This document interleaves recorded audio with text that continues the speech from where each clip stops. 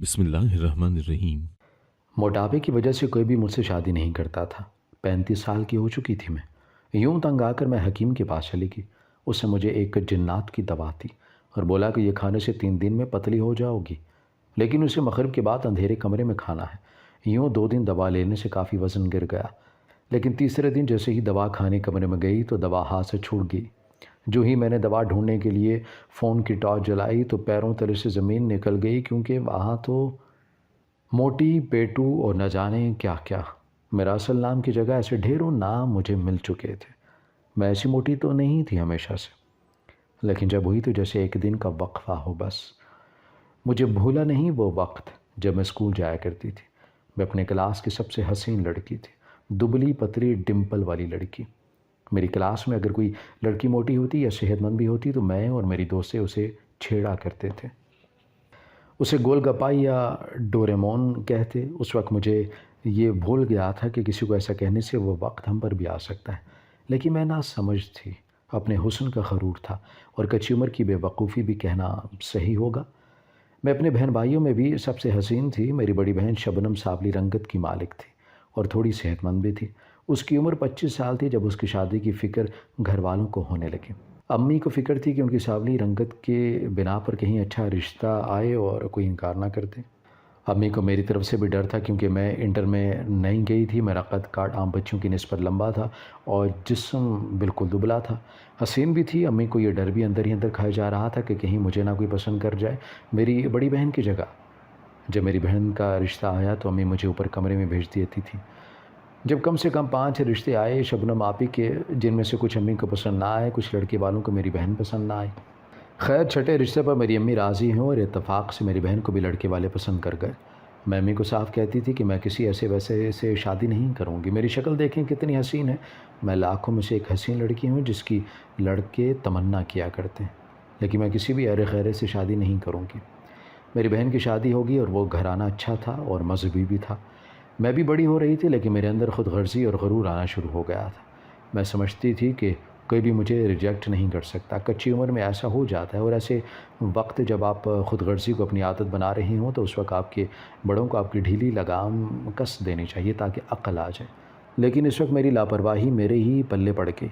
मेरी अम्मी को भी फ़िक्र नहीं थी मेरी, क्योंकि उन्हें भी इस हवाले से सुकून था कि मेरी जब रिश्ते आएंगे तो उन्हें परेशानी नहीं होगी और वो मेरा रिश्ता अच्छे घराने में करवा देंगी। लेकिन मेरे मिजाज अच्छे के नहीं, ऊंचे घराने के थे। ऊंचे घराने में शादी के ख्वाब थे मेरे।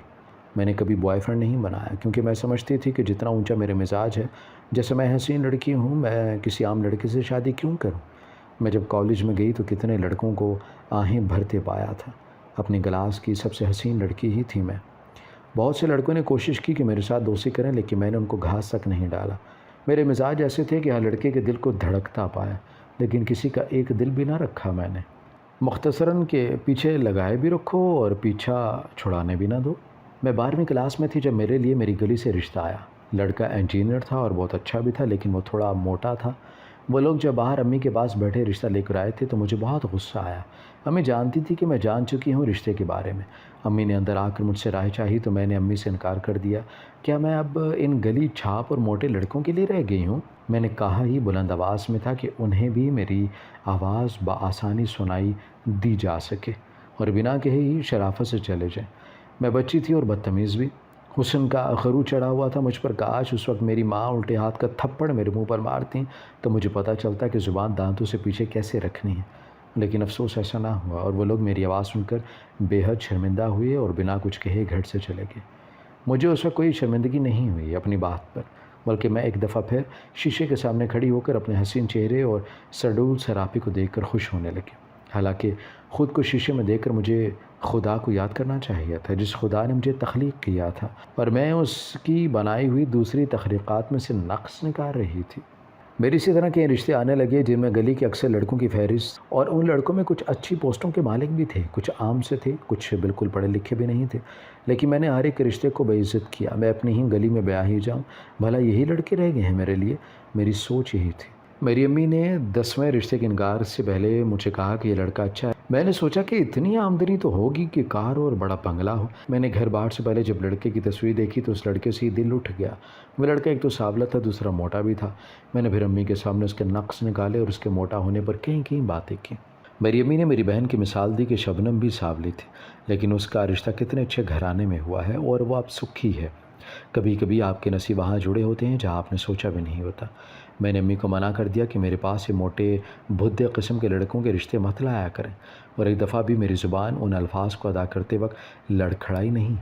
جب خوف خدا ہی نہیں تھا تو ضمیر کیسے ملامت کرتا، اور جب ضمیر نہیں سو جانا ہے تو پھر زبان دانتوں سے لٹکتی ہے، اور اس میں کوئی شک نہیں کہ میری زبان دانتوں سے آگے آنے پر میرے چہرے کی خوبصورتی چھپا دیتی تھی۔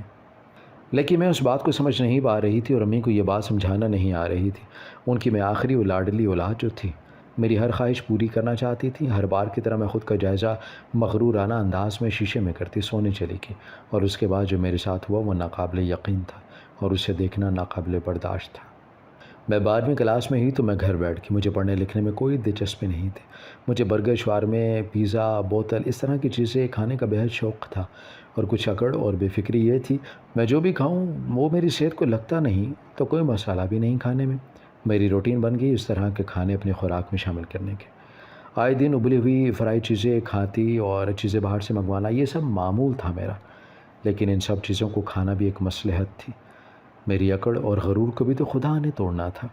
ان چیزوں کے مسلسل کھانے سے مجھے پتہ ہی نہیں چلا کہ میرے اندر کون سی بیماری جنم لینے لگ گئی تھی۔ میں جو بالکل سمارٹ سی لڑکی تھی دنوں میں موٹی ہوئی۔ میری امی پریشان ہوگی، میں حیران تھی کہ میرے اتنا وزن کیسے بڑھ گیا، لیکن میں نے اسے اتنا اہم نہیں سمجھا، کیونکہ مجھے آج تک کسی لڑکے نے ریجیکٹ نہیں کیا تھا، بلکہ جب بھی ریجیکٹ کیا تو میں نے کیا تھا۔ تو مجھے اپنے آپ کا تب احساس ہوتا ہے جب مجھے کوئی میری حالت اور میرے موٹے ہونے پر ریجیکٹ کرتا۔ میں 25 سال کی ہو رہی تھی، میرا وزن بڑھ رہا تھا، کم تو ہو نہیں رہا تھا۔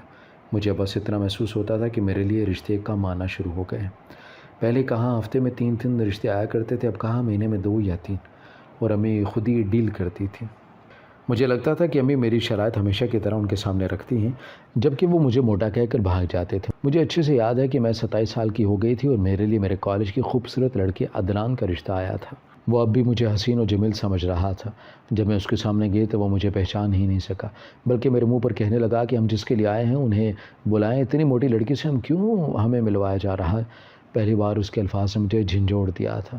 میں نے جب کہا کہ میں ہی وہ ہوں جس کا رشتہ تم لے کر آئے ہو، تو اس نے بے یقینی سے مجھے دیکھا اور پھر کچھ بولے بنا اپنی امی سے کہہ کر چلا گیا گھر سے۔ میں نے جب روکا تو مجھے وہ سب الفاظ ملے جو کبھی میں نے دروازے پر لڑکوں کو کہہ کر گھر سے بھگا دیا تھا۔ سانڈ، ڈوریمون، بھالو، پانڈا اور نہ جانے کیا کیا الفاظ میرے نام کی جگہ آ چکے تھے۔ سال بیت رہے تھے اور میں انتہا درجے کی موٹی ہو گئی تھی۔ میں نے گھر سے نکلنا بند کر دیا تھا، مجھ سے اٹھا بیٹھا صحیح سے چلا نہیں جاتا تھا۔ مجھے لوگوں کی نظریں اندر تک چیر کر رکھ دیتی تھی، جس کی وجہ سے میں نے گھر سے نکلنا بھی چھوڑ دیا تھا۔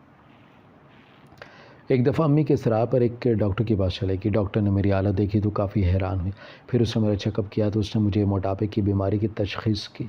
میں اور امی دونوں ہی پریشان ہو گئے۔ امی نے جب پوچھا کہ اس کا کالج کیا ہے تو کہنے لگی کہ اتنے مہینے کا کورس ہے، اتنا دن آنا پڑے گا، اتنے دن چیک اپ ہوگا اور اتنے پیسے ہیں۔ آنے جانے میں چلے بھی جاتے لیکن پیسے بہت تھے، لاکھوں میں بات جا رہی تھی، اور ہم اتنے بھی امیر نہیں تھے کہ میرے علاج کو ایک ہفتے کا 50,000 دیتے تھے۔ میں اپنی امی کو لے کر گھر آ گئی اور صاف منع کر دیا کہ میں کوئی علاج نہیں کرواؤں گی۔ میری امی نے بہت منت کی، ترلا کیا، لیکن میں نے منع کر دیا۔ اس بات کو کچھ ہی دن گزرے تھے کہ میری سہیلی آئی مجھ سے ملنے۔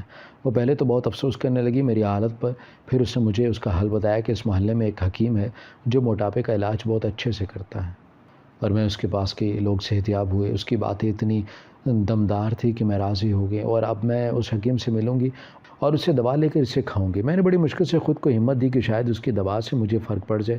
میں نے اپنی دوست سے اس کا پتہ پوچھا کہ کس جگہ پر ہے اس کا ٹھکانہ۔ اس کے بتائے ہوئے پتے پر میں صبح نکل پڑی۔ چند گلیاں چھوڑ کر اس کا چھوٹا سا حکیم خانہ تھا، جہاں کے بورڈ پر لکھا ہوا تھا کہ موٹاپا بھگائیں، صحت پائیں۔ میں ہمت کر کے اندر گئی۔ وہاں کئی لوگ آئے ہوئے تھے، لیکن میرے موٹاپے کے سامنے تو وہ چھوٹی چھوٹی صحت کی لگ رہی تھی۔ میں اتنے وزن میں بڑھ گئی تھی، مجھے اندر ہی اندر جانے میں شرم محسوس ہونے لگی، کیونکہ مجھے سب دیکھ رہے تھے۔ حکیم سب کا چیک اپ کرتا اور اس کے مطابق دوائی دیا کرتا۔ جب میری باری آئی تو اس نے مجھے اوپر سے لے کر نیچے تک دیکھا اور کہا کہ اس کے پاس آج تک ایسا مریض نہیں آیا جو اتنا موٹا ہو۔ اس نے مجھ سے میرے موٹاپے کی وجہ پوچھی تو میں نے بتایا کہ ایک بیماری لگ گئی ہے موٹاپے کی، جس کی وجہ سے یہ حال ہے اور ڈاکٹر لاکھوں میں فیس مانگتے ہیں۔ اب آخری امید لے کر آپ کے پاس آئی ہوں۔ میری امی پریشان ہے کیونکہ میرا رشتہ بھی نہیں ہو رہا۔ اس حکیم نے تسلی سے میری بات سنی اور پھر مجھے دیکھا، پھر اپنی جگہ سے اٹھا اور اپنے حکیم خانے سے سب سے الگ الماری کو کھولا۔ جس الماری کے دوائی سے وہ سب کو دوا دے رہا تھا اس میں سے اس نے مجھے دوا نہیں دی، بلکہ میرے لیے اس نے ایک الگ چھوٹی الماری کو کھولا جو کونے میں لگی ہوئی تھی، اور اس کا رنگ بھی عجیب کالے رنگ کا تھا اور سرخ رنگ کے 4 بڑے نشان الماری کے دروازے کے نوٹوں پر لگے تھے۔ حکیم نے اس میں سے کالے ہی رنگ کی ڈبی نکالی جس میں کالے ہی رنگ کے دانے تھے۔ اس حکیم نے میری طرف وہ دوائی دی اور کہا کہ تمہارا علاج اسی میں ہے۔ میں نے اس سے طریقہ پوچھا تو اس نے بتایا کہ مغرب کے بعد اندھیرے میں کمرے کے اندر وہ دوا کھا لے جہاں کسی کا کوئی آنا جانا نہ ہو۔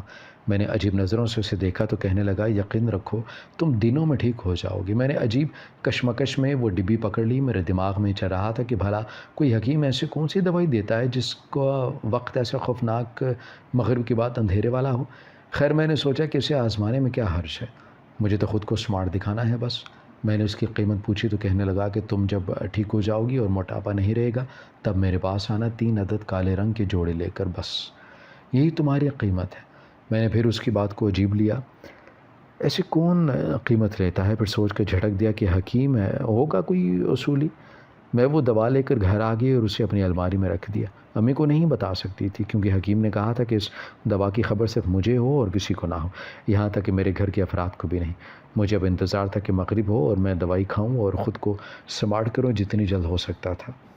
جب مغرب کی اذان ہوئی تو میں امی کے اپنے کمرے میں جانے کا انتظار کرنے لگی۔ امی جیسے ہی نماز کی غرض سے اپنے کمرے میں گئی تو میں جھٹ اپنے کمرے کے دروازے کی طرف بڑھی اور کنڈی چڑھا دی۔ جلدی سے الماری کھولی اور اس سے دوائی کی ڈبی سے 3 دانے نکال کر کھا لیے۔ ان کا ذائقہ کچھ عجیب تھا، یعنی ایسے لگ رہا تھا جیسے ذائقہ ہی نہ ہو، لیکن دوا سمجھ کر میں نے کھا لی۔ دوا کھانے کے کچھ منٹس بعد مجھ پر جیسے غنودگی چھانے لگی۔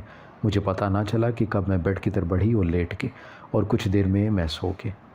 مجھے اتنا محسوس ہو رہا تھا کہ بس کہ میرا بیڈ ہل رہا ہے، جیسے کوئی میرے بیڈ کے نیچے جا رہا ہو، اور جگہ کم ہونے کی وجہ سے وہ بار بار بیڈ سے جھٹک کھاتا تھا اور میرے بیڈ میں لغزش آتی تھی۔ لیکن نیند کی وادی تھی ہی اتنی پیاری کہ اٹھنے کی سقت نہیں تھی۔ صبح جب اٹھی تو بالکل فریش، اتنی تازہ طبیعت کبھی نہیں ہوئی تھی۔ میں بیڈ سے اٹھ کر شیشے کے سامنے گئی تو مجھے اپنے وجود میں کچھ کمی سی لگی جس سے موٹاپے میں کمی آئی۔ میں حیران رہ گئی کہ ایک بار کی دوائی نے مجھے اتنا سمارٹ کر دیا ہے۔ میں نے ویٹ مشین پکڑی اور اپنا ویٹ چیک کیا تو کہا کہ پہلے 107 کلو وزن تھا، میرا وزن ایک ہی رات میں 100 کے لگ بھگ ہو گیا ہے۔ میں بہت حیران ہوئی اور خوشی کی انتہا نہ رہی۔ اسی شام میں نے دوبارہ وہ دوا کھائی اور نیند نے مجھے اپنی آغوش میں لے لیا اور اسی طرح بیڈ میں ہلتا رہا۔ اگلی صبح میرا وزن اور کم ہوا تھا۔ میں نے کئی دعائیں اس حکیم کو دے دیں جس نے میرے اتنے کام کے لیے دوا دی، جس نے وہ 2 دن کتنا زیادہ وزن کم کر دیا تھا۔ تیسرے دن جب دوا کھانے لگی تو میرا ہاتھ ہلایا، جس سے ہلایا گیا دوا میرے ساتھ ہی چھوڑ کر نیچے بیڈ پر جا گر گئی۔ میرے کمرے میں پہلے ہی اندھیرا تھا، اب اندھیرے میں کہاں دوائی کو ڈھونڈتی۔ میں نے اپنا موبائل اٹھایا اور اس کی ٹارچ کی۔ جیسے ہی بیڈ کے نیچے نظر پڑی تو میرے پاؤں تلے سے زمین نکل گئی۔ میری آنکھوں نے جو دیکھا اسے میرا دل دہلا دیا تھا۔ میں نے دیکھتے ہی وہ کالے رنگ کے سرجن دھڑ لیے تھے، سرخ آنکھیں، بڑے بڑے کان، کوئی عجیب مخلوق تھی۔ وہ میری چیخ مار کر دور ہٹی۔ میرے خوف سے برا حال تھا، یہ کیا دیکھ لیا تھا میں نے؟ ایک عام انسان تو اس کی جان نکلنے والی ہو جاتی ہے، یہی حال میرا تھا۔ میں ڈر کر الماری کے ساتھ چپک گئی۔ دل میرا سوکھے پتے کی طرح لرز رہا تھا۔ میرے خوف کی انتہا تھی جب وہ دونوں عجیب مخلوق بیڈ سے نکل کر میرے سامنے کھڑی ہو گئی۔ میں نے اسے خوفزدہ ہوتی رہی اور مجھے انتہا کا خوف محسوس ہو رہا۔ وہ آہستہ آہستہ اپنی طرف بڑھ رہی ہیں۔ میں نے ڈرتے ڈرتے پوچھا کہ کون ہو تم، مجھ سے کیا چاہتے ہو؟ کہنے لگا کہ تم نے 2 دن وہ دانے کھائے ہیں اور ہمیں یہاں بلایا ہے۔ ان دونوں کے الفاظ نے مجھے وہ دوا یاد کروا دی جو میں نے 2 دن پہلے شروع کی تھی۔ یعنی وہ کوئی دوا نہیں تھی بلکہ کوئی جنات کی دوا تھی۔ مجھے اور بھی خوف محسوس ہونے لگا کہ اگر میں ایک اور دفعہ کھا لیتی تو میرے سامنے 3 عجیب و غریب مخلوق کھڑی ہوتی۔ میرا جسم لرزنے لگا تھا۔ ان دونوں میں سے ایک نے کہا کہ جب تم بہت حسین اور سمارٹ ہوتی تھی تم نے بہت غرور کیا اور اپنی زبان سے دوسروں کو اذیت پہنچائی۔ تم نے ہر انسان کا دل دکھایا جو تمہیں اپنی عزت بنانا چاہتا تھا، لیکن تم نے اپنے حسن کے غرور میں وہ لڑکوں کی بے عزت کر کے گھر سے نکال دیا۔ ان کی باتوں سے مجھے اپنی زندگی کے پل فلم کی طرح نظر آنے لگے۔ وہ ساری باتیں یاد آنے لگیں جو میں نے کتنی بے باکی سے کہی تھیں۔ مجھے اب شرمندگی ہو رہی تھی۔ ان میں سے ایک نے کہا کہ تم جیسے خود غرض لوگوں کا ٹھکانہ یہ دنیا نہیں ہو سکتا، اب تمہیں ہمارے ساتھ چلنا ہوگا ہماری باندی بن کر، چونکہ تم نے خود ہمیں بلایا ہے 2 دن مسلسل وہ دانے کھا کر، تو اب ہم تمہیں نہیں چھوڑیں گے۔ میں ان کی بات سن کر دور ہوئی، میں نے ان کے خوف سے سر نہ مہلایا، میں نے تم دونوں کے ساتھ نہیں جاؤں گی۔ وہ دونوں عجیب آتشی روپ دھار کے میری طرف بڑھنے لگے اور کہا کہ یا ساتھ چلو یا یہیں ابھی تمہیں زندہ جلا دیں گے۔ میں سونے لگی اور ان دونوں کے سامنے ہاتھ جوڑ کر میں آئندہ سے ایسا کسی کو نہیں کہوں گی، معافی بھی مانگ لی، لیکن مجھے اپنے ساتھ نہ لے کر جاؤ۔ میری منت سماجت کے جیسے ان پر کوئی ایسا نہیں ہوتا تھا، وہ ٹھان کر آئے تھے۔ انہوں نے آخری بار پوچھا کہ چپ چاپ ساتھ چلو گی کہ نہیں؟ میں نے انکار کیا تب وہ وحشت ناک روپ میں میری طرف بڑھے اور ان کے قریب آتے ہی میری جھٹکے سے آنکھ کھل گئی۔ میں پسینے سے شرابور تھی، میرا جسم لرز رہا تھا، میرا دل بری طرح خوف سے دھڑک رہا تھا، میری آنکھوں میں ڈر واضح تھا۔ میں جلدی سے ڈر کر وہاں اٹھ کے چلے گئی اور اپنے کمرے کو پاگلوں کی طرح دیکھ رہا تھا، لیکن یہ ویسا کا ویسا تھا جیسے تھا۔ میں شیشے کے سامنے گئی، وہ خود کو سلم سمارٹ ہی پایا، میرے خد و خال نہیں بدلے، میں بھوتی نہیں لگ رہی تھی، میرے کمرے کی حالت ویسے ہی تھی جیسے پہلے اس بینک والی لڑکے پر بحث کرنے کے بعد میں نے سوتے وقت دیکھی تھی۔ میرا دل ابھی بھی سوکھے پتے کی طرح لرز رہا تھا۔ میں بے دم ہو کر بیڈ پر بیٹھی اور پاس بڑا پانی کا گلاس اٹھا کر منہ سے لگایا اور گھٹا گھٹ پی کے۔ یہ ایک خواب تھا جس نے مجھے یہ 30 سال تک کا سفر کروا دیا تھا۔ اگر یہ حقیقت ہوتا تو کیا ہوتا؟ پہلی بار مجھے احساس ہوا تھا کہ اب تک میں کیا کرتی آئی ہوں اور میری زبان نے کس کس کو کہاں تک تکلیف پہنچائی ہے۔ میری زبان نے میرے اچھے اعمال کو خارج کر دیا۔ مجھے بے حد پچھتاوا ہوا کہ مجھے جب اللہ نے بتایا کہ وہ مجھ سے غرور کیسا، میں نے کہا کہ کون سا غرور، میں دوسروں میں نقص نہیں نکالتا۔ میں شرمندگی سے رو پڑی۔ یہ اللہ کا کرم تھا، اس نے مجھے اس خواب کے ذریعے سیدھے راستے کو چلا دیا۔ میں روتی ہوئی اماں کے پاس گئی اور ان سے اب سے پہلے اپنے رویے کی معافی مانگی جو گاہے بگاہے ان سے برا رویہ رکھتی تھی۔ پھر میں نے کہا کہ میں بحث مرضی کی لڑکی بن چکی تھی، مجھے بیاہ دیتی۔ میری امی کو سمجھ تو نہ آئے لیکن میری بات سے خوشی میں میرا ماتھا چوم لیا تھا انہوں نے۔ آج میں ایک اچھی فیملی میں جی رہی ہوں، میرے 4 بچے ہیں، اچھا شوہر ہے، اچھا گھرانہ ہے اور سب سے بڑھ کر کے عزت ہے اور سکون ہے، وہی عزت اور سکون جو کبھی میں نے اپنے ہاتھوں سے گنوا دیا تھا۔ اگر آپ کو ہماری کہانی پسند آئی ہے تو ہمارے چینل کو سبسکرائب کریں، لائک کریں، شیئر کریں اور بیل آئیکن پریس کرنا نہ بھولیے گا تاکہ ہماری ہر آنے والی ویڈیو آپ کو بر وقت مل سکے۔